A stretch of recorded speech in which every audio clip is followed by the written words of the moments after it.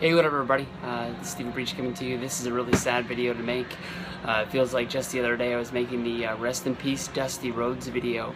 But honestly, in my mind, wrestling has lost one of the biggest stars of all time, and that's Hot Rod Roddy Piper.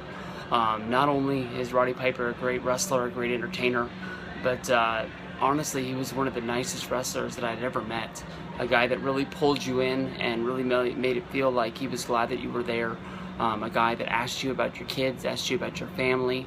You knew that he didn't know them, but he wanted to make it seem like he really cared more about what was going on in your life. There's more important things waiting in line to meet him, and I can't believe it. I mean, these guys are my heroes, and they're dropping like flies left and right.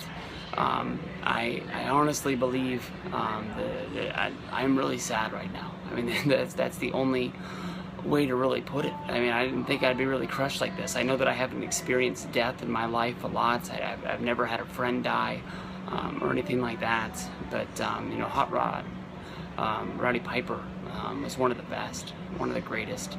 And the things that he did with Hogan, if it wasn't for WrestleMania, if it wasn't for that, definitely we would not be where we are today. I mean, if Vince wouldn't have risked it all to put Mr. T, Hulk Hogan, Roddy Piper, and Paul Orndorff into that main event of WrestleMania, there never would have been that, and it never would have grown to what we are today. Piper's had a great career. If you don't know a lot about Piper, one of the best bargains there is in wrestling for DVDs is the Born to Controversy, Roddy Piper. I'm not sure if it's on the WWE Network or not, but if you want to get a great documentary with a great series of matches about Roddy Piper, I mean, this is one of the best, and it sells on Amazon used for less than like $5, shipped a lot. You can get this dirt cheap. I loved Piper. I really did. I don't even know if I can do a whole video talking about everything this guy did right now. It's just so much. Hogan and Piper, one of the biggest rivalries of all time. Building up WrestleMania, his matches, against Bret Hart for the Intercontinental Championship at a later WrestleMania, definitely goes down in my mind as one of the greatest WrestleMania matches of all time.